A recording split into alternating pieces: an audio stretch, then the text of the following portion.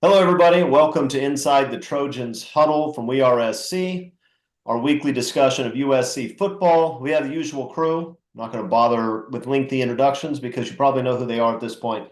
Eric McKinney, the editor-in-chief of WeAreSC, writes a lot of articles, does a lot of videos, knows a lot about recruiting. Mark Culkin, one of our most prolific writers and also a podcaster, and the guy who usually goes and tells us what's going on at practice. At least those parts of the coaches let him see. I'm your substitute host, Chris Arledge. Let's jump into it, guys. We still have a little bit of time before practices start, so the only thing going on these days is recruiting. But there is some recruiting news this week to talk about, and some other recruiting news that's imminent. So let's start with the announcement we got the other day. Corey Sims, wide receiver from Missouri, picks USC over the pleas and possibly money bags of the Missouri Tigers. What do we think about Corey Sims? Is this a big pickup for us? What kind of player is he? Eric McKinney, what do you think? He's good. He's a big outside guy. The other two receivers, one receiver, one running back slash slot athlete guy in the class right now are both smaller. He's all of 6'3". I think I've seen 185. He said like 200, he's a guy that could get to 210, 215, I think pretty easily once he gets on a college campus. Just kind of a big athlete that can line up outside. He's good going to the ball. He's surprisingly good making the first defender miss, and then he is really tough to bring down. It's not that there are a couple wide receivers in California. We always talk about when you go out to Missouri, was there a guy closer in California that you could have gotten? It's not a phenomenal year for wide receivers in California. I mean, Phillip Bell is a guy, yes, you want to get him, but you look at that like top 20 in the state, and it's not littered with wide receivers the way it can typically be in California. So you needed to go out and get guys. And this is another guy where, and we've seen it with this USC staff quite a bit now, these kind of late risers. And not that he was an unknown guy, years ago, but I really like that this staff puts a lot of emphasis on, is he maxed out or is he getting better and better and better? And do we see him still developing as he gets to the next level, toward the next level? Corey Sims seems like one of those guys. And I kind of laugh, right? It's a Southern California, Penn State intra-conference recruiting battle for a kid in Missouri. I don't know how you stretch farther than that, but that's college football now. So yeah, a big pickup. USC came in not super late, but relatively late, and did a good job of kind of convincing him. And that's what you want as a USC fan, right? He bought into the staff, he bought into the academics, the school, the location, all of that, and is seemingly kind of all bought in to jumping into the class. No. Mark, any thoughts on this guy? Yeah, I mean, look, he's not the highest rated guy, but he's part of the on 300. So, to Eric's point, he's getting better. And I think because of his size and his natural athletic ability, he's probably going to get re-ranked and rated a little bit higher by the time his senior season is over with. What USC fans should be focusing on, not again the star ranking, but 6'3", 6'4", 200 pounds. They are, within that size range. That's kind of like Juju Smith type of, wide receiver. And if you got someone who can make you miss, and then once he makes you miss, he's hard to bring down. You want that big physical type of wide receiver. So USC went in, they beat the SEC for a guy, Missouri, the home school. You beat Penn State, Big Ten, which you're competing against. That's a solid win. And it's also a position of need because when Corey arrives, you've got the four sophomores this year, Deuce Robinson and Zachariah and Mackay and Jacoby. By the time Corey arrives in 2025, I would say at least two of those guys are on their way to the NFL by the end of the 2025 season. So you need replacements coming in. So again, solid pickup. And yeah, we'll see what he does when he gets here. But Eric talked about how they're all bought in. The thing I think that sold it to him was, look, USC started their relationship in January when Dennis Simmons went out there. By February, he's taking an unofficial visit in the winter to USC. And that's when he noticed that, hey, I kind of like this weather. By June, he's committed.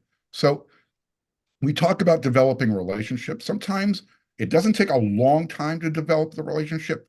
You just gotta, it's all about timing. So it's being there at the right time, following through, getting the guys out here, getting them interested, getting their family members interested, and then eventually making them pledge and then holding on to them until December. So we'll see. Yeah.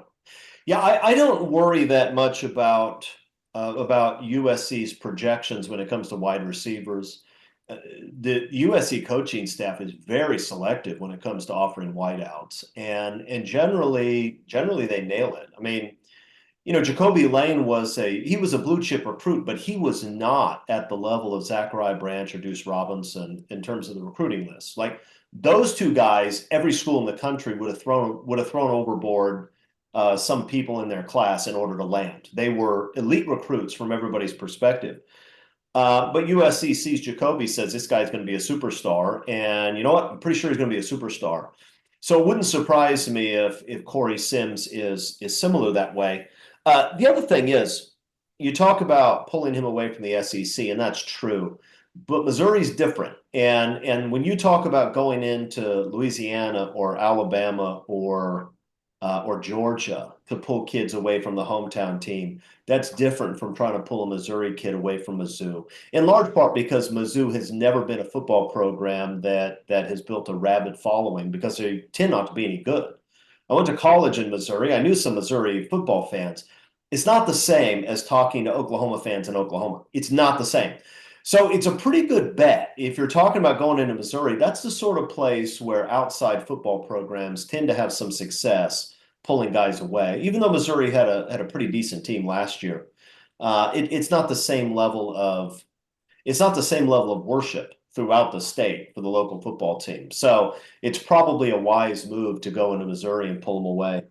But yeah, I think that he looks solid to me. He's a big kid, long arms, seems to have good hands, and looks like a good pickup. It's nice to get a good pickup these days. We've been complaining too much about decommits, and it's good to get one. Let's talk about another one that may happen. This is sorry, the phone rang. Now my dog is going insane. Let's talk about Riley Pettyjohn. This is a big-time linebacker from Texas, down to, it appears, USC and Ohio State. He's going to make a decision here in the next few days. Let's talk a little bit about Pettyjohn, what we think of him, whether USC has a real chance at this guy. Mark, any thoughts on Pettyjohn? Yeah, I think this young man's doing a lot of deep dive research. He's looking for the right environment that's going to help him develop and become the best player he can be. Because ironically, he's from the state of Texas, but of his four finalists, Texas and Texas A&M both seem to be on the outside looking in. He's really, like you said, he's focused in on Ohio State and USC. Ohio State, they have the resume of linebackers, recently, and James Laurinaitis is their coach there. They've done a really good job of developing linebackers. USC went out and got Matt Entz, Division 1 AA head coach with 2 national championships under his belt. He also, won 4 national championships as a defensive coordinator. So the Pettyjohns, as a family, said, you know what? This guy probably knows what he's doing when it comes to developing linebackers. Riley could be, it's hard to say an anchor type of recruit, but this would be the type of recruit coming off the heels of losing an Isaiah Gibson and a Justice Terry and a Hilton Stubbs decommitting, where people can take a step back and say, all right, you know what? Maybe those guys committed on emotion. It came out there, they met Coach Hanney, everything was feeling cool.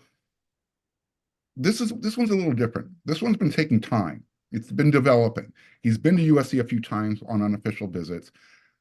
He's gone on official visits to all these different programs, And after all that's said and done, you've got a top 50 player in the country, one of the top 10 players in the state of Texas, who wants to come and play for USC and actually believes in the vision that they're selling right now. So yeah, if USC can secure this commitment Saturday, which he's scheduled to do it, that would be massive. It would be huge. And it could lead to more defensive commits down the line, especially if USC plays well on that side of the ball when they start their season. Yeah. Eric, any thoughts? Yeah, he's a great player. I mean, we saw it. Noah McHale commit to A&M. He was the big kind of in-state local inside linebacker.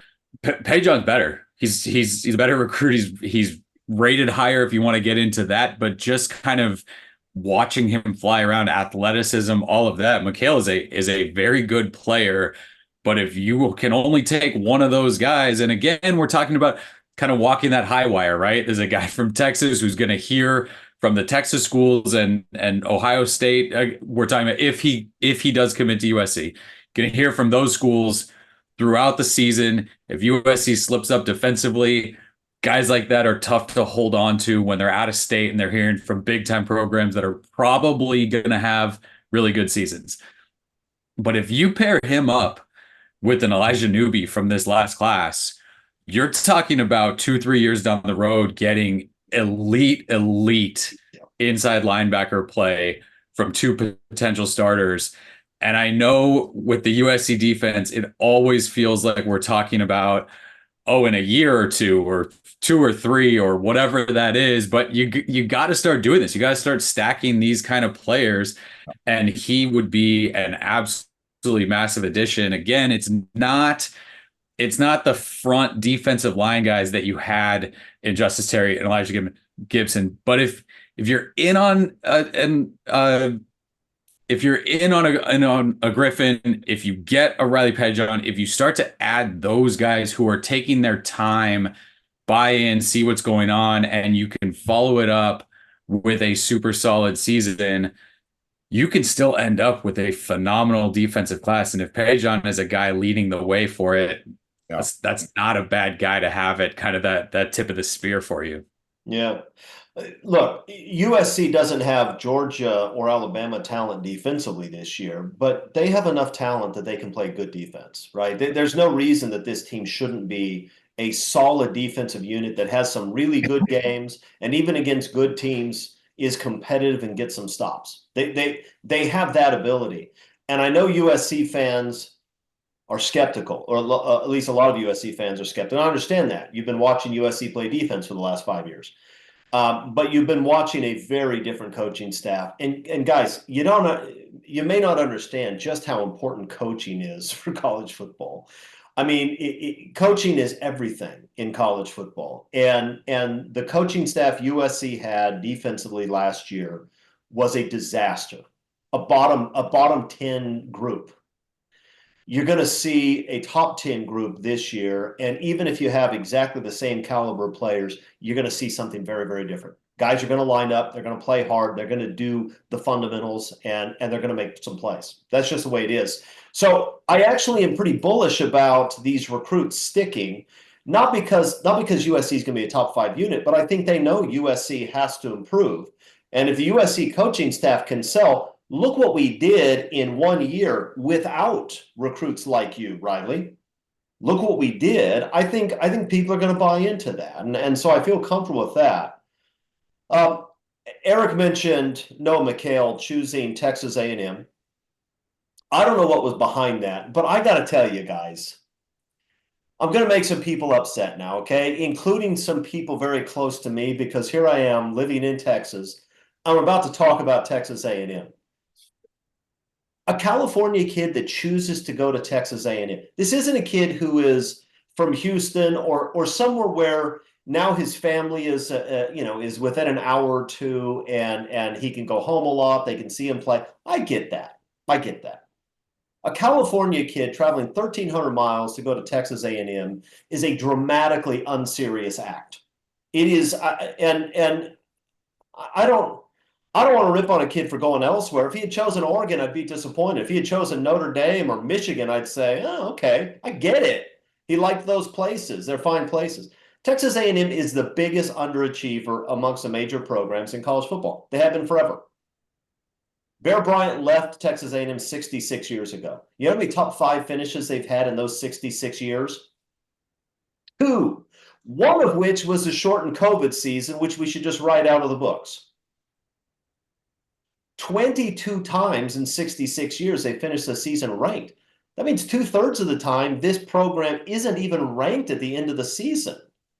This is for a program that is in some of the best recruiting grounds in the country. They have an unbelievable amount of money, an incredible fan following. They have absolutely everything you could possibly want to be a major program, and they're about the 37th best program in the country over the last half century. It's silly. Going to Texas A&M from the West Coast is silly. I hope Noah figures it out and goes somewhere else, anywhere else. I don't care. Go to Tennessee, whatever. Go somewhere. I just don't get it, guys. And I know that there are no Texas A&M fans watching this show, but if any of them are highlighted, they're going to hate me and they're going to say lots of mean things. But geez, Texas A&M, really? I don't freaking get it. Does anybody understand this? Does anybody understand this? Guys, help me. So what place did USC come in the rotation then? Was it A&M, Oregon second, USC third? I don't know. Eric? This is the same reaction I would have when guys had scholarship offers from Stanford and Arizona State and would choose to go to Arizona State, which, usually those two schools aren't recruiting the same guys, but it would happen sometimes. You say, what in the world is wrong with you? You have a chance to go to one of the elite universities in the country and you're going to go there? It's bewildering to me, these sorts of decisions. I don't get it. Whatever. Am I ranting too much? Should I tone it down, McKinney? You're the boss. Tell me if I should tone it down. No, I assumed this was part 1 of 6 or 7 on this topic. I was ready to go. All right. And here's the other thing I don't get about it. The place is weird, right? They have those big parades where everybody's carrying around torches and stuff. General rule, if it's a parade and they're carrying around torches, you probably don't want to be there. I'm not saying that's always true. That's a pretty good rule of thumb. I mean, it's just weird. It's weird. They're underachievers. I don't get it. That is a terrible choice, Noah. I don't know you. I don't care if you go to USC. I don't care what you do with your life. That's a bad choice. You're 18 or so. Somebody needs to step in and say, "You sure about that? Really?" I mean, maybe we can we talk to Michigan first? Can we talk to Texas first? I don't know. I don't get it, guys. Whatever. Sorry, McHale family. I mean, I'm just speaking the truth, but geez. Okay, rant over. Let's talk about another one that's coming up here really soon. A giant of a man, Elijah Vicona, who I think would be the 4th generation Trojan if he picks USC. He's a Southern California kid, deep USC ties, a monster human being. What is he, 6'8" and 360, 300, I don't know, something enormous. Big kid, apparently has good enough feet. The coaches saw him live and offered him. Down to 2, USC and Washington. Is there any way in the world a SoCal kid that had 3 generations go to USC is going to pick Washington? Is that possible? Coke, make your call, man. Is it possible? I'll tell you what, when you've got great-grandpa, grandpa, and mom all, running around through USC over the history, you got to have some brass ones to go somewhere else. Let's just be honest here. And it's coming down, according to our recruiting guru, Scott Schrader, it's down between USC and Washington, the Huskies. UCLA will have a hat on the table out of courtesy. I would be shocked if Brennan Carroll was able to out-recruit Josh Henson for this. Now, they've been recruiting him a lot longer. I get that. But again, when you've got that much Trojan blood coursing through your veins, don't turn in Darth Vader. You can't do that. And I think when you read his comments, he wants to stay home. And I think it's probably inevitable. By the end of the day, which is, when we're recording the show, I think USC will be up to 13 commitments in their class. They'll have a baker's dozen. So you need offensive linemen. As you mentioned, this guy's huge, 6'8", 300, roughly 50 pounds, maybe more. local kid, Rancho Santa Margarita Catholic High School, home of Carson Palmer. So yeah, you're hitting an area where you need it. Is he the highest rated guy? No, but typically Washington's done pretty good with their evaluation of offensive linemen. He's another Polynesian kid. You can't go wrong there. I'm looking forward to his commitment at the end of the day. Eric, what do you think? Are we too overconfident here? I mean, USC's had some disappointments in recruiting. I guess he could choose to go up to the Pacific Northwest. Is he going to? No, I think it'll be USC. Offensive linemen, tackles especially, are interesting when you recruit them, right? There's the number one overall guy in the country where he's going to be good, and he ends up being good to the surprise of nobody. The other guys who get taken first round picks, second round picks, whatever, are the converted tight ends who weigh about 240 pounds as a senior and develop. But then there's this group, right? This just massive guy that you can shape, that has good enough feet to play. You bring him in, and no, he's not contributing first year, second year, maybe not even the third year, but those last couple years becomes a piece. And you need those guys because you need committed bodies, right? On the offensive line throughout the season. You cannot have constant turnover along the offensive line. So USC has done a very good job the last couple classes in filling up on the offensive line with guys who are going to stick around, who you can develop, who are that sort of, raw clay that you can mold into what you need. Now, you cannot be, I don't think you can be elite if that's all you get, right? You got to sprinkle in the high 4-star guys and the very physically already talented offensive linemen. But yeah, 2 of these guys every single class, yes, that's how you do it, because you're going to hit on those guys every once in a while, and they're going to turn out better because that ceiling is higher on some of these guys. So again, it's not like Washington and Utah are constantly battling Alabama and Georgia and Ohio State for the top ranked classes. But boy, there's a couple positions where and I know it's a new staff at Washington, but they did it at Arizona pretty well.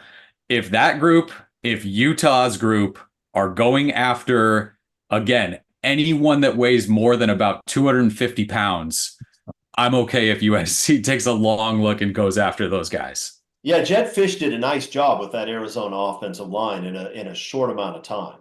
The guy's a good football coach, and which means it's not crazy to choose to go play for him in Washington. Washington would be a good place to go to school, and he's a good coach. But I mean, it just seems like it would be a stretch to turn down USC with a kid with that lineage. The other thing, go ahead, Mark. I was saying USC's offensive line class in 2025 so far, it's blue collar. It's lunch pail dudes. You got Willie Washer, and now we're assuming it's going to be Elijah Vacona.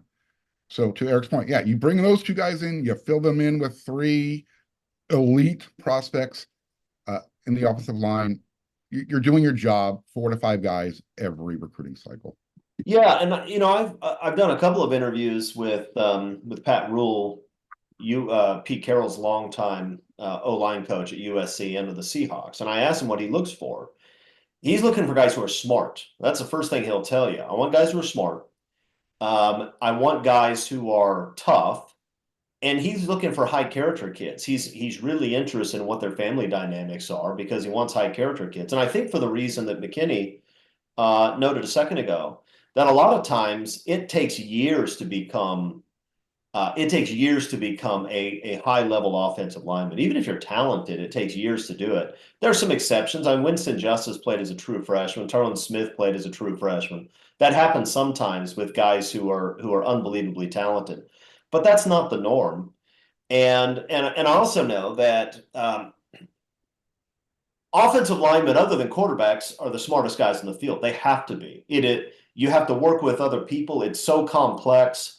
And the smallest little thing screws everything up, and you can't make up for it with athleticism. And if you go back to that 4th and 2 play against Texas, which I probably shouldn't have done because that's going to make us all bummed out. But I mean, when Rule went through the play and what went wrong, it was an offensive lineman from the offside who simply had a breakdown in technique, something he had done over and over again properly, and he was a really good player.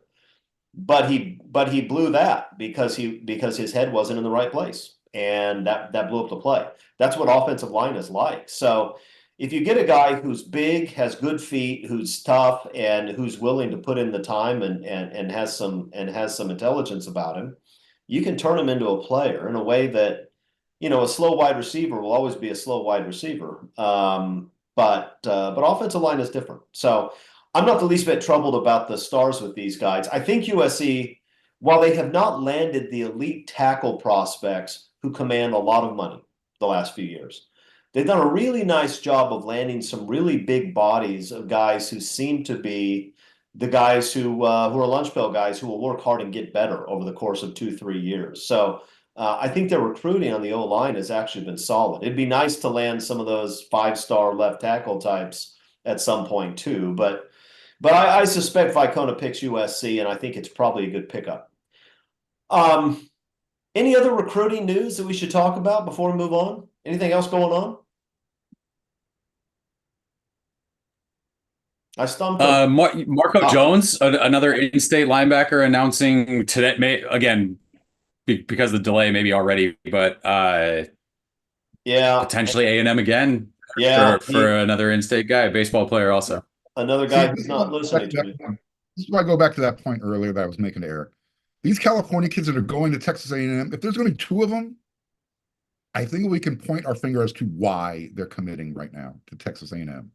What is A&M famous for? What are they known for in recruiting? Johnny Mansell. Okay. Maybe they think they're going to get ridiculous. Yeah, those ridiculous chants at the stadium the night before games. Right? Guys in white pants and white tops waving towels. Yeah. Look, waving something around out there. And if USC plays defense this year, those are 2 guys that are saying, you know what? But let's go home. College Station is not for everybody. Yeah, no, that's fair. I mean, we'll see what happens as the season goes on. Just as USC has decommits, so does everybody else. Everybody has decommits, especially these days. I can't imagine Danville to College Station. I mean, that is a culture shock. Yeah. Danville, California, College Station, 180 degrees on the spectrum. That's true. Look, some kids like that, right? I mean, I went from Southern California to Liberty, Missouri, and loved it, but it was different. It was a little bit weird. And granted, I didn't have a lot of options. Nobody was offering me a lot of money to go play at their school. Okay, number 2.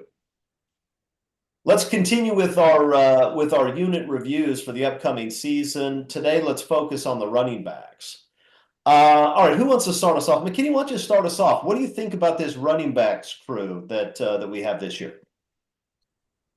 I think it's enough if everybody stays healthy, right? So we can go. There's 4. There's 4 guys, and so that's a light group. It's also it might be the number that you can sort of keep happy in college football right now. So Woody Marks comes over from Mississippi State, kind of the clear number 1 guy, caught a ton of passes at Mississippi State. The question of can he be a receiver out of the backfield has been answered. That's something that they're going to use quite a bit, but he also wants to run the ball. And so this is an offense where he's going to be able to do that. So I think he becomes a big piece of this offense. Marshawn Lloyd got a ton of attention when he came over. He was a big recruit, had done some stuff at South Carolina, but there was a lot of attention on him. I think maybe some of the Caleb Williams connection and all of that. Woody Marks, I think, got like a quarter of the attention that he probably deserved coming over. This is a really good back that's being talked about as an NFL pick already. So I think that he's flying a little bit under the radar right now for what he can do. Not super tall, but thick and tough and can do everything. And then not to take the whole thing, but you got a couple young guys, and Mark can get into those guys a little bit too. But for me, that's kind of bullet point one. I expect a ton out of Woody Marks. I think he's going to be big time for this offense. What do you think, Mark? Yeah, I'm kind of hoping that USC changes the way they use their running backs this year. By change, I mean use them more frequently, more often, more efficiently. Uh, you know, I'd like to see them go to more of a two-back set. That way they're not predictable, because I think when you see Woody Marks lining up in the backfield, to Eric's point, he made his bones catching the ball at Mississippi State. He can run the ball. So USC is going to have to show that they're going to use him carrying the ball out of the backfield. I love the group itself. I mean, it's young. It's got no mileage on the tires at all. Between Marion Peterson and Quentin Joyner, they saw some action last year, barely. And then you bring in Brian Jackson. When you bring in freshmen, you say, all right, that guy, you can see he's going to be a player. He looks like a dude. He looks like the type of running back that programs like Alabama bring in, that Georgia, Ohio State that likes to run the ball. He's got that NFL body at 17, 18 years old already. I would be mildly upset, to put it lightly, if USC does not lean on their running backs this year, because they've got the personnel to do it. And that's the best way to get your offensive line in a groove, to develop some aggressiveness, to say, you know what, I need 8 pancakes from you today. Run the ball. And when you've got an offensive line that's willing to run block, you're going to have an offensive line that's going to be even more willing to pass block. So the running backs can make this offense that much better, and I think Lincoln Riley needs to use them. Last year, he got away with it. We saw that Utah game. Sorry, Chris, I know I'm talking over you here. But that at the end of the first quarter, when you've got 100 yards and Utah showing zero signs of stopping the run, and then you don't run the ball again for the rest of the half, I was mildly upset about it. Yeah. Yeah. Like Mark has ever been mildly upset about anything. Yeah. I was also mildly upset about lots of aspects of that game, but I agree that Lincoln Riley got away from what made him so successful offensively in years past, a little bit last year. And I understand you say the offensive line didn't block particularly well, but if you look at the numbers, you see guys who have really high yards per carry. You see numbers suggesting that USC's running backs are getting past the line of scrimmage before they get touched at an elite level. USC didn't run the ball enough last year. I understand you have Caleb Williams, and when you have Caleb Williams, it's hard to do anything other than let Caleb Williams run around with his cape on. I get that. I think that will be different this year, because Caleb Williams will have his cape somewhere else. They have to run the ball. They have a much bigger, powerful offensive line than USC has had in recent years. Lincoln Riley has mentioned it.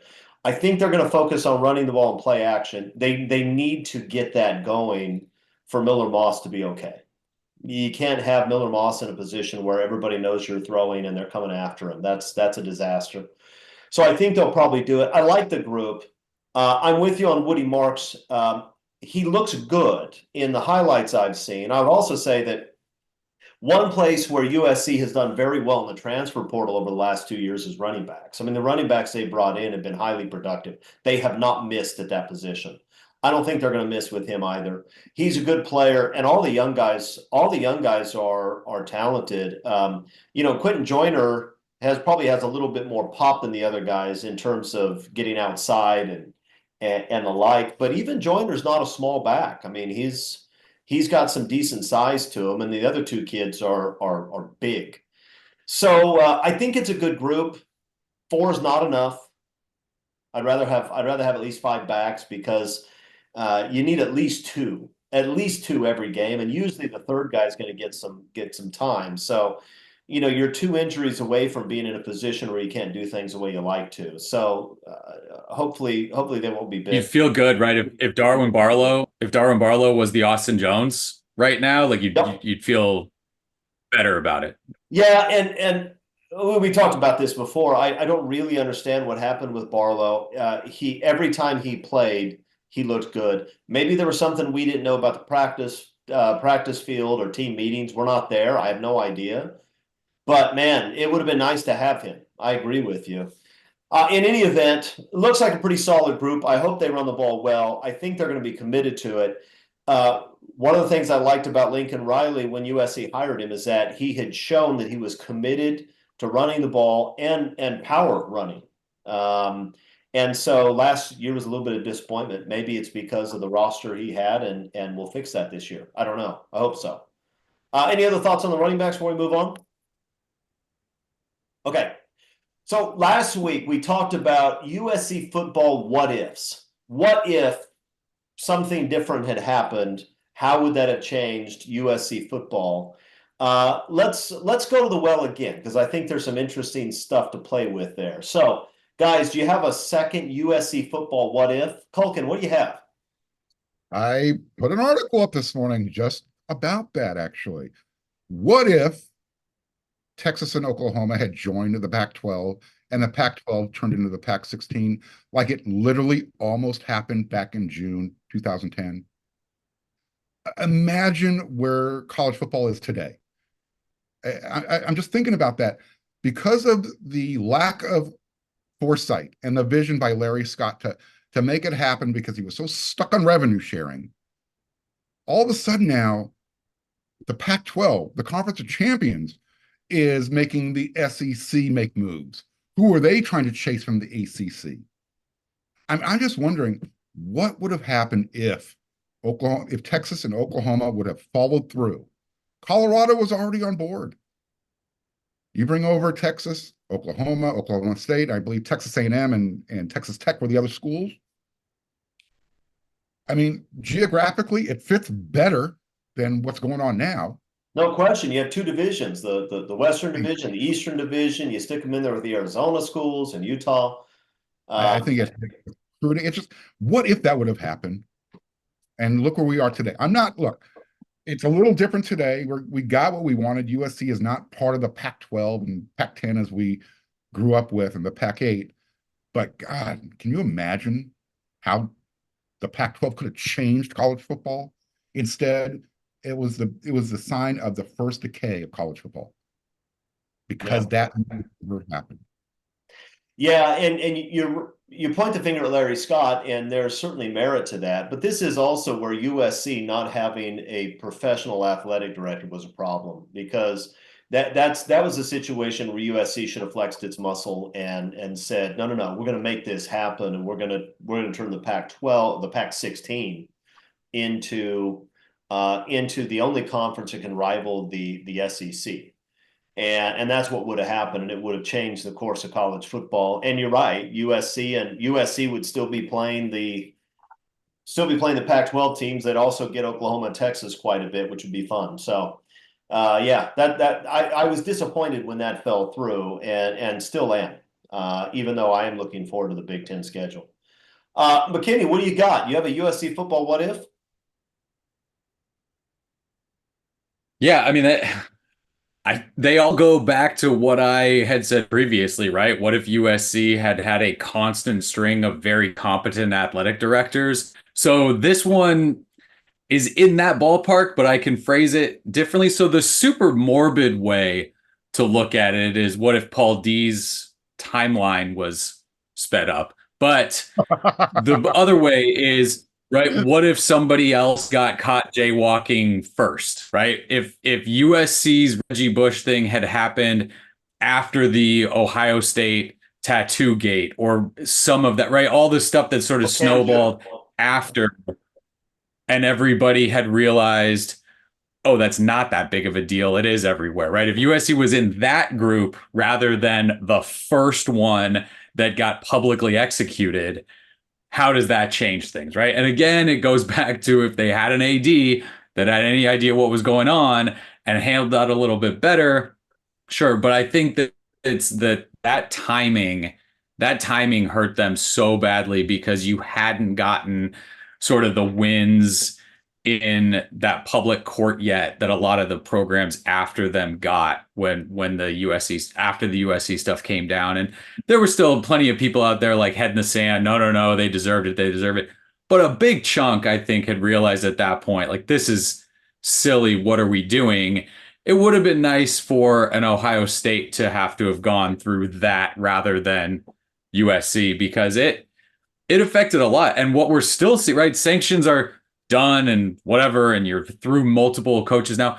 But the attitude that USC, I think, maybe not had to take, but certainly did take after that, of, walking on eggshells, and we got to be careful about this, and we can't cut these corners, and we have to do everything, super buttoned up all the way. That kind of came from there. And there's a lot of what ifs on how they would have handled, recruits on campus, NIL, all of that sort of stuff. Feels like it kind of came from initially just getting absolutely obliterated by that ruling. Eric, do me a favor, just to clarify, when you're talking about Paul D's timeline speeding up, you're not talking about him dying sooner, right? I said it was super morbid. I'm rooting for it. I said the what if, right? If he wasn't the guy in charge of all of that, if somebody else, if the timeline was different and somebody else had been, right? There's a couple people you could have flipped off of the infractions committee that maybe it would have been different. I got no problem with it. I just wanted to get it out there a second time. No, I think most viewers of this show probably were cheering that. Yeah, look, it's the other thing that would have been nice if Ohio State had to go through that first. You would have seen a very different response from the leadership at Ohio State. They would not have sacrificed their football program to an unfair proceeding without a fight. They would not have. And Hayden and Nikias did. And the Board of Trustees allowed them to do it. And shame on all of them, because it was, as a litigator, we've been practicing for more than a quarter century. I know I don't look that old, but I have been. You look at that process, you look at what happened, and it was absolutely apparent at the get-go that it was an unfair proceeding that would not withstand scrutiny, not public scrutiny, not the scrutiny of the courts. Todd McNair eventually proved that to be right, but it was obvious from the beginning, and shame on USC for allowing that to happen. Just one of the many reasons why Pat Hayden is not my favorite former USC athletic director, but that was a bad one. I've got one for you. Do you remember who Mike Garrett was interested in hiring before he hired Paul Hackett? Mike Garrett. Was it you, Chris? It was not me. It was not me. And at the time I was, a first-year law student, maybe. So I was in the right location. Sort of like Pete Carroll just happened to be on campus and Garrett hired him. It could have happened for me too. He tried to hire Lou Holtz. Now it didn't happen, and Lou Holtz's wife had some health concerns. He wasn't willing to jump back into coaching yet. He did later with South Carolina. That's an interesting what if. The first part of it is, could we have tolerated? Lou Holtz is a fantastic football coach, and he coached the game consistent with the way USC had traditionally played the game, right? Big, tough, physical, get after people, run the ball, all that stuff. He would have been a fantastic coach, I think, although he may have been a little bit over the hill at that point, but he had good years with South Carolina. He would have been a fantastic coach. I don't know if I could have gotten over my hatred. I mean, I hated that guy so much. It was impossible to be a USC fan in those days and not hate Lou Holtz. So when the news came out that Garrett was trying to do that, I didn't know what to think. I kind of threw up a little bit in my mouth, but then I also thought, yeah, but we'd probably be good. We'd probably run the ball and play defense. But that's an interesting what if he had managed to make that happen. You don't have Paul Hackett. If you don't have Paul Hackett, you probably don't have Pete Carroll. And I don't think Lou Holtz goes on a Pete Carroll type run at USC at that stage in his career. But I can also guarantee he doesn't finish last in the Pac-10 in his third season the way Paul Hackett did, right? He's not going to do that. That guy was a legitimate football coach and kind of a jerk. I know he's like a. I know these days you see Lou Holtz on TV and he's kind of like a mascot. But, the people who know Lou Holtz, for the most part, don't talk about him as a very nice individual, but he would have been a very effective football coach. And I just wonder how he would have been received by USC fans. That would have been a very interesting turn of events. And it would have saved us from Paul Hackett, the worst coach in USC football history. So anyway, that's my what if. All right, anything on these before we move on, guys? No. Okay. All right, last one before our game. Let's go with this is the last week we're going to do it, so make it good. The last of the great USC Big Ten matchups in history. What do we got? What's left that we haven't covered? I got nothing, so don't come to me. Okay, Mark has nothing. He's done. McKinney, do you have one? I'm left with USC losing Rose Bowl games to Michigan State. That's what I'm left with, and I don't want to talk about then no, then you don't get a turn. Yeah. Eric, are you going to talk about something other than losing the Rose Bowl to Michigan State? I hope so. Yeah, but the way you set it up with like, let's go out with a bang. No, it's not. But No, whimper. I'm going to go in. That's it, right? So I'm going to go a Holiday Bowl, USC, fairly recent, USC beating Nebraska 45-42. And I'm going to do this for a couple of reasons. One, we can talk about Steve Sarkisian's team giving up like almost 400 passing yards to Nebraska and almost blowing an 18-point lead in the third quarter. But I'm also going to bring it up because I'm making a stand. I don't think we talk about Adoree Jackson enough, either here or just in sort of USC history. He had, I think it was like a 99 yard kickoff return touchdown in that game. He had a 70-something yard receiving touchdown in that game. That guy was special, and I think deserves to probably be talked about a little bit more just in what he did all three phases: offense, defense, special teams. I think that was like the Reggie flip into the end zone on that one. So no, it's not a game that any USC fan would bring up in terms of like, oh, my special memories of growing up as a Trojan fan. But again, it's a nice reminder of some of the guys that have come through. I mean, just you start thinking about the history, right, of guys that have come through, guys that don't get talked about a whole lot, that were just special players. But that was a fun one to watch, him in that one. So this tells me that we are right to be ending this particular segment this week.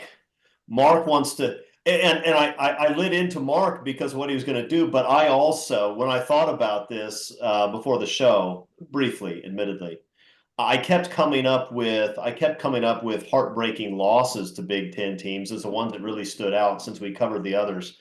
McKinney comes through for us with was it a Holiday Bowl? A Holiday Bowl game where we almost lost to a crappy Nebraska team and gave up 400 yards passing.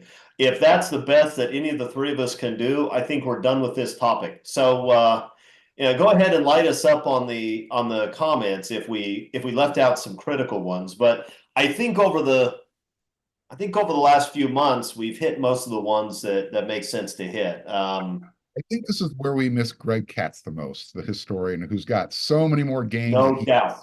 No doubt. Katz would have 13 games before 1970 that we hadn't even thought of. So you know what, Greg, send one of us a text and let us know the game we left out that we shouldn't have. We'll mention it next week. Okay, we're done with that topic, thankfully, because that was painful. All right, you guys ready? It's time to play. 10 questions. Usual rules apply, which is to say the rules are whatever I say they are at any particular moment in time. Let's start this way. It seems like every year, by the end of the season, you have a guy who really establishes himself and becomes a starter that really wasn't expected to before the year starts. So who is it going to be this year? Who will be the surprise starter by the end of this coming football season? Mark, go first. Okay. So I'm going to go with a freshman. And I'm going to go at the tight end position. I'm going to go Walter Matthews. Tell you what, I saw a picture of him recently. The whole tight end room was hanging out together, and Walter was standing right next to Lake McCree. Lake McCree's not a small guy, but he's not Walter Matthews, who is 6'7", 245 pounds. And we were talking about the running game.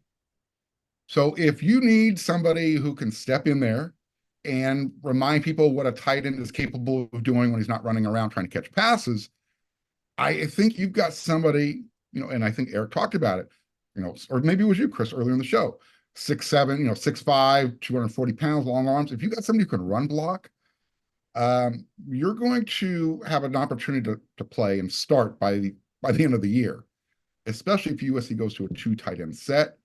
So yeah, I got Walter Matthews. Real strong surprise possibility there. I like that answer, Eric. Do you have one better?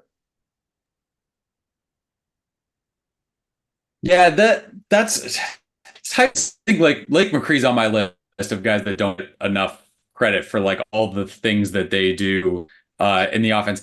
So I'm gonna go with a freshman also. I wanted to go with a vet that had played a little bit and was coming on. It's tough to find spots because the starters seem so entrenched.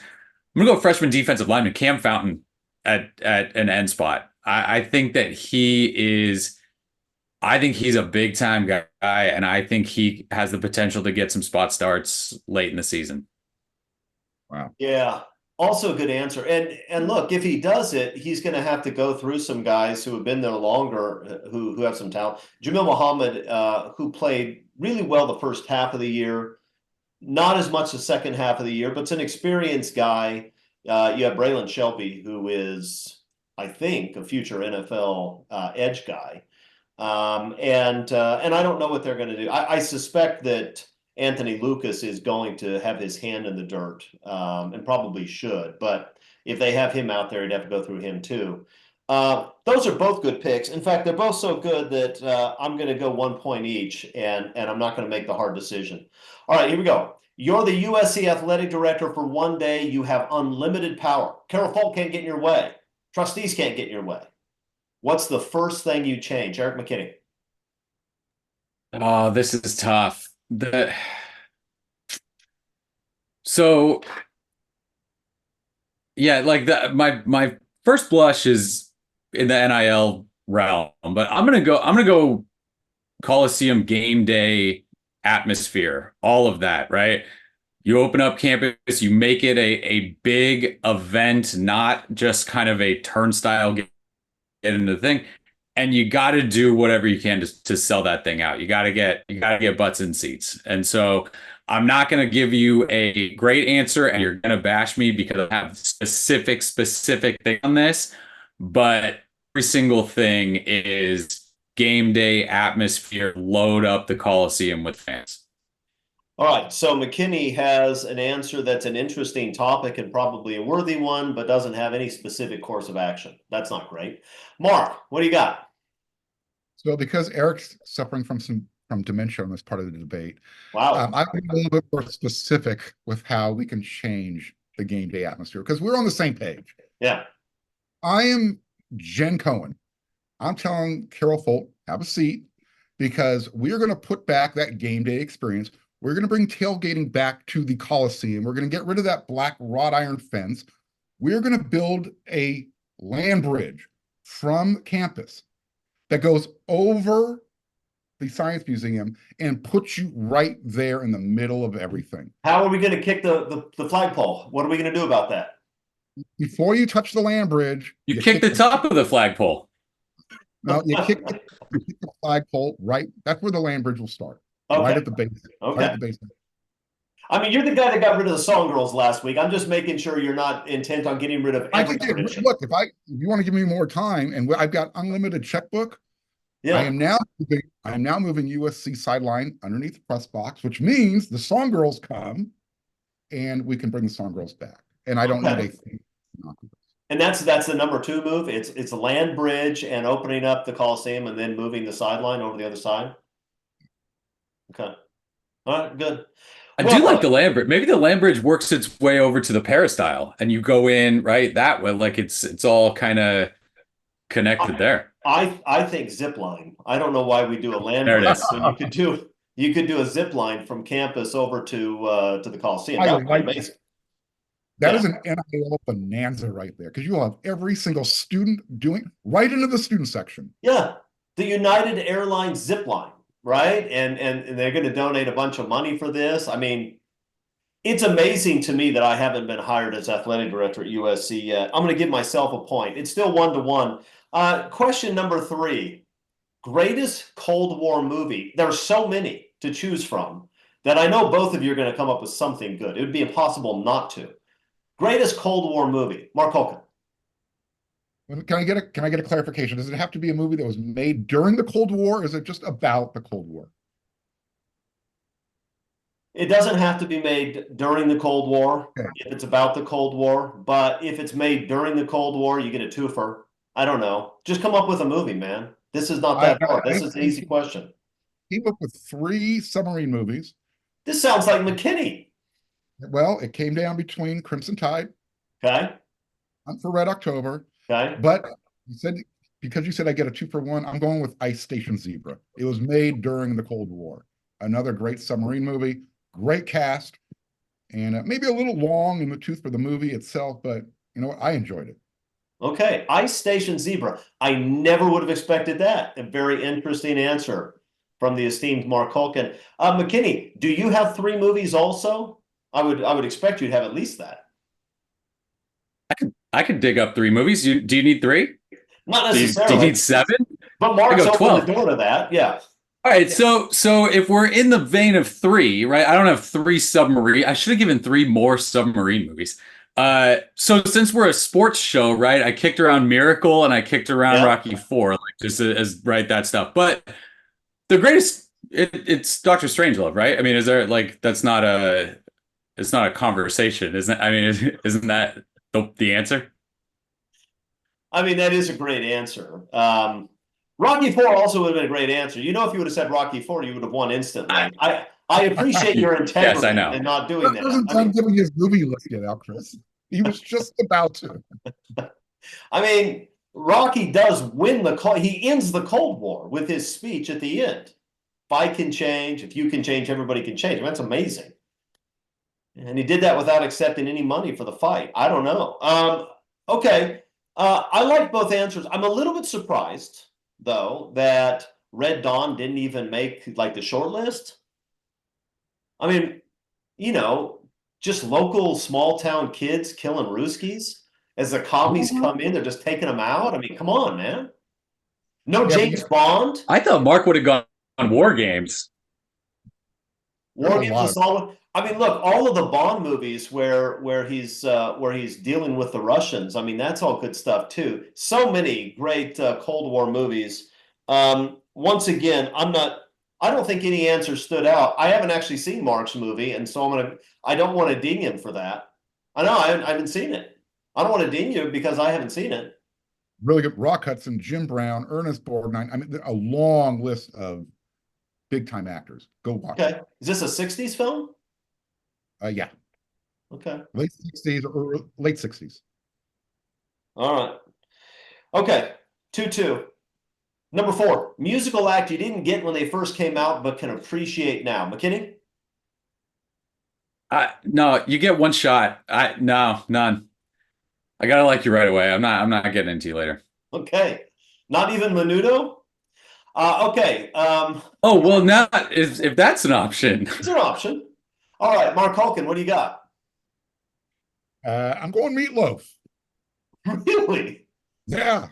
You know, Okay. I had never seen anything like that before. And all of a sudden I'm listening and I'm watching, going, I don't get it, but it's growing on me. It's kind of like a fungus. It is a lot like that. Yeah. You just kind of learn to grow with. How old is your Meatloaf?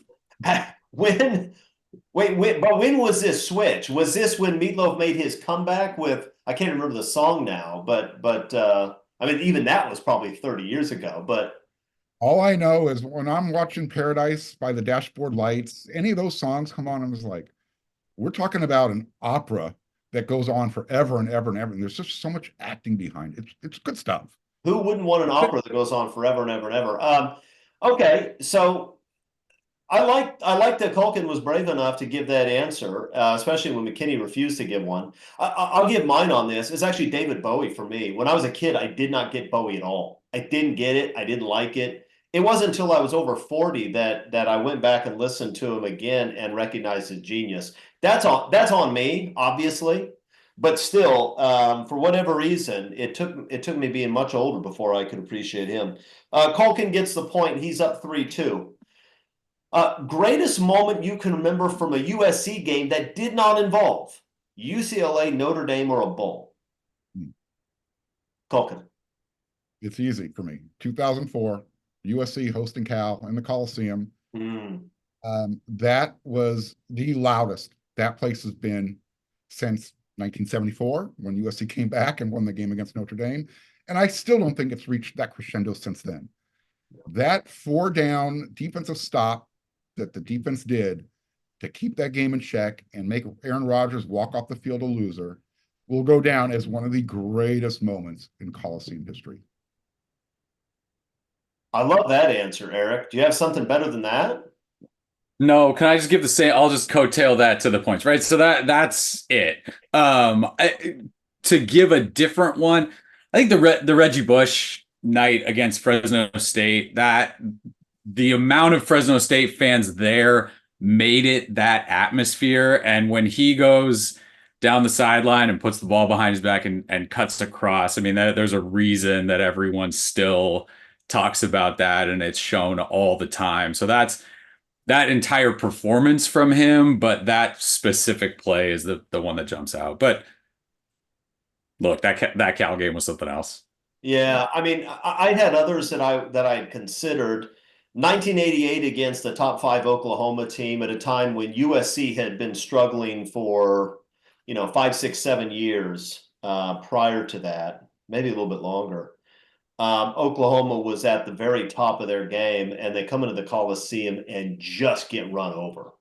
Just a beatdown. Their only score came on a trick play, reverse pass or something where they got down near the goal line. Other than that, the USC defense just absolutely dominated the Sooners. And that was sort of a wake-up call to the whole country that USC team was for real. Still, I'm with you. I think that was the best crowd I've ever seen at the Coliseum. And in light of the quality of the opponent, you have 4 chances to get it in from the 9, and you have Aaron Rodgers and Marshawn Lynch. One of the things about that is that USC, even at the time, was considered, offensive fireworks and a bunch of fast guys throwing the football. And that's why all these Big Ten and Big 12 and SEC teams always thought, we're going to just out physical these guys. But Pete Carroll's program is based on defense, and Aaron Rodgers completed a lot of passes in that game. He did not complete a lot of big passes, and he did not score very many points. And to get that goal line stop in that situation was just incredible.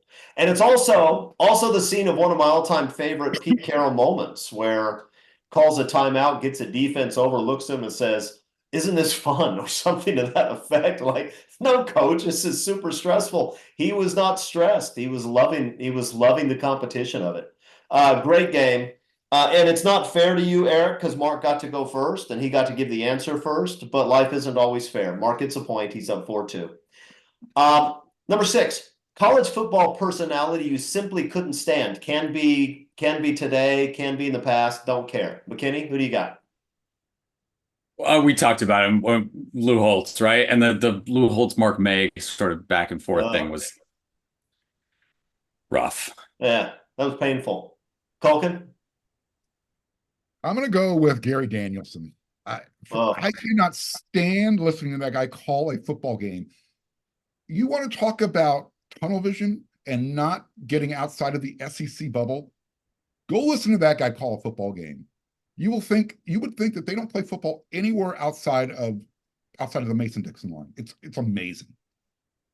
I'm with you on him. Terrible. I mean, the best ever, of course, Keith Jackson. But when you start to talk about the worst of all time, Danielson's on that list. I'm going to give the point to Eric, though, and not just because of Lou Holtz. but because he pulled in the Mark May, Lou Holtz dynamic, which was just nauseating. I couldn't stand listening to either one of those guys. McKinney gets a point. It's 4-3. Worst song from a great band. Mark Hulkin, this is probably your least favorite Meatloaf song, I'm guessing. What do you got? So obviously we're going to quibble over great band. My first initial answer was going to be number 9 by the Beatles. I mean, that's a good answer. But that's not my answer, Okay. because I don't have a point because I'm attacking the Beatles. So I'm going to go with Kokomo by the Beach Boys. Ah. Yeah, I don't know what they were thinking with that. Well, I think they were thinking that Brian Wilson was long gone and hadn't been writing songs in a long time, and that's what Mike Love could come up with. I think that's what they were thinking. It does have kind of a catchy melody, though. I mean, it's not it's Beach Boys are undeniably a great band. It is not a great song. Just saying, there is something catchy about the melody. It's a bad song, but it's not number 9, number 9. It's not that. McKinney, what do you got? I got the one that he should have gone with and decided to pass over. It's Revolution. Is that really Revolution. is that really what you were going to go with, though? Yes. Okay. Hey, you know what album that was on? No, the White Album, right? It is on the right. You just you saved yourself a point right there. Okay, 4-4. Going to question 8. Should we play the 9 minutes of it, or 8, whatever it is? Should we play the whole thing right now? That's going to be our theme song. We're going to start every show with it. Mark, what were you saying? Did you think I was unfair to you right there? I guess the Beatles are part of. We can attack the Beatles for now on. You can look. The Beatles. No. The Beatles are the best and most important band in history, but they experimented a lot, and when things went south, things went south. That would be a good example. Okay, on a scale of 1 to 5, 1 being we're so close, right next door. Number 5, we're in a completely different galaxy. How close is USC to being an elite program today? Mark. 2.5. Right in the middle. Right in the middle. They could go either way. Okay. McKinney? So I'm probably going to sound harsh on this, but I am doing this like recruiting, right? Where I'm not splitting 1 to 5 all evenly, right? There's a small amount of 1s, maybe there's 3 1s, and there are a ton of 5s. USC, I think right now is like a 3.5. They could go the other way, right? So they need to show proof of concept defensively. And until they do that, you can't give them credit yet. They can get credit for the decisions and the way the staff looks right now. But it's going to matter on the field. So you can slide up to a 2.5. You can slide up to a 2 by the end of the year. But right now, based on what people have to go on the field, I can't put you on that side of a 3 yet. I'm ready to, and I think we talked about it, right? Defensively, I think they're going to be pretty solid this year. If you do that, you can get up there. But right now, there is a minuscule group of 1s. The 2s, I think, are probably in that like 5 to 15 range, because you got to get into the playoff to have a chance, and you got to be really good. Where you're going to find your Notre Dames, right? Notre Dame is a 2 at this point. Yes. And so USC is on the other side of 3 until they play and prove it, and then you slide up into that upper half. Rebuttal, Mark? No. Okay. Mark doesn't care enough to win this point. That's fine. Look, here's the thing.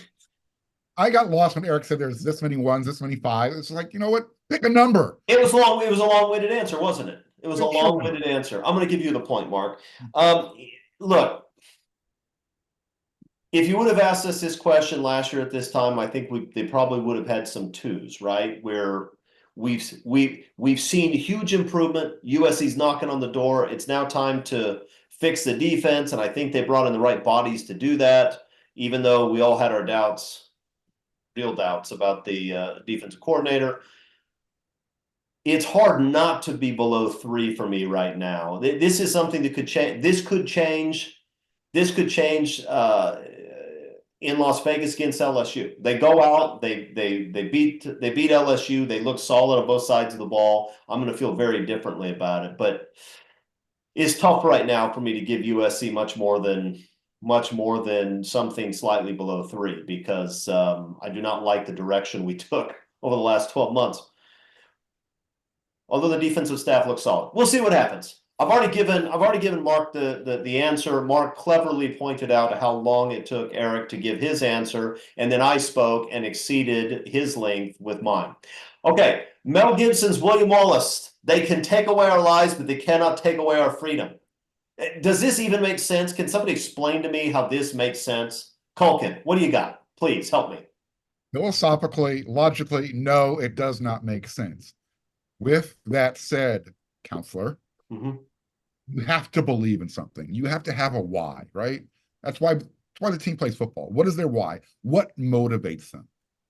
Well, you gotta, I would rather die a martyr knowing that I'm free today, even though you're going to take my life, than continue a life with somebody telling me what to do for the rest of my life.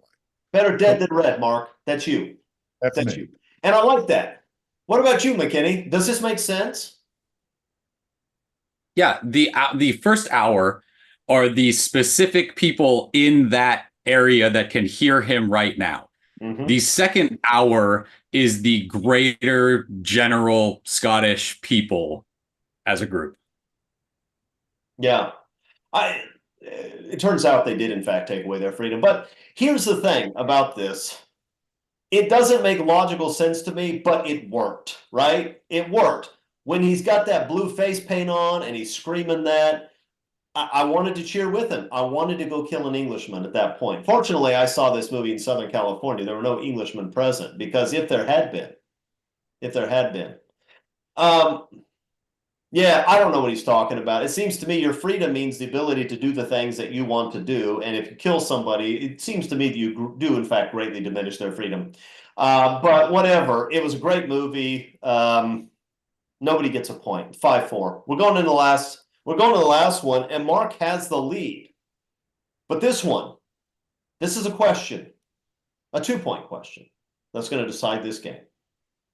You get one superpower for a day. You cannot use that superpower to benefit yourself, only others. Not even indirectly. You can't use your superpower to enrich your wife so that you get her money, Eric. Don't try to play that nonsense with me. You can only benefit others. You can't even be indirectly benefited. What power do you choose and what do you do? Go. So yeah, I mean, if we're talking about like Dr. Manhattan power, where anything is possible, the slow womp womp answer is you cure cancer, right? So I'm gonna go with that as my answer. The other one, though, that I would like for this show is teleportation. Right before we start every show, I go into Mark's room real quick and change those USC flags for like a Notre Dame or an Oregon flag where he doesn't know, and he's got to do the entire show with all of that behind him. I think that, I mean, again, it's not really benefiting me because I have to look at it, but I feel like that would work pretty well. I always figured if you removed those USC flags, that those are the flags that were behind them on the wall. I think Mark leaves this show and he immediately does an Inside the Irish Huddle show, and then he does an Inside the Ducks Huddle show after that. I've always assumed it. Okay, Mark, what do you think? You would see Mark go from mildly upset to what Mark looks like when he's really upset. There's holes behind those flags is what you'd see. All right. Eric went first and he touched on where I was going with this. I want the power to heal. And here's how it doesn't benefit me. Every time I put my hand on somebody, take away their cancer, their pain, whatever they're suffering with, I lose a day in my life. So there's zero benefit to me. I don't get all the credit for curing cancer like Eric. What I'm doing is I'm giving life and taking life away from myself. You're a faith healer. You're a faith healer that has to suffer. The character that Will Smith played in that movie where he had to fly up to the moon all the time. Okay, but are you going to do it like Fletch and Fletch Lives, where you get the hand in front and you're shaking? Are you going to do that? Are you going to tell T-Boo Ted to stand up and expose his problem for us right here? Okay, Look, both of you gave answers that are designed to make everybody think that you're good guys, and I'm disappointed that you weren't more creative. Nobody's going to get a point for that. Which means I thought Mark was going to make my wife rich. I thought that's where he was going to go after your setup there, but didn't do that. No, that wouldn't benefit anybody except her. Okay, Mark Holken, the winner of today's game, 5-4. Congratulations, sir. It was a spirited performance, and I'm proud of you. Thank you. Kind of felt like I scored more points, but for whatever reason, they kept coming off the board. But whatever, I'll take the Well, win. I don't. I mean, if you want me to recheck my math, I can. But No, we'll let the viewers decide how close this game was. Oh, so Eric, it sounds like Mark thinks that he wiped the floor with you today. Do you have any response before we sign off? Yeah, go to wearesc.com, sign up right now, use code USC1, 2 months for $1. Get on the message board and tell Mark how wrong he is about whatever, right? This, something else, anything so he many said, things to choose make from. something up. Yeah. There's a list this long they can start with. Yeah, no, it's very exciting. Okay, yes, please do join the message board, and you're going to have a lot of good recruiting information. And here very soon, when the season starts, you're going to have the best coverage of USC football you're going to find anywhere. So join us. Okay, I guess we're done, fellas. All right, thanks for joining us. See you next week. Until then, fight on, everybody.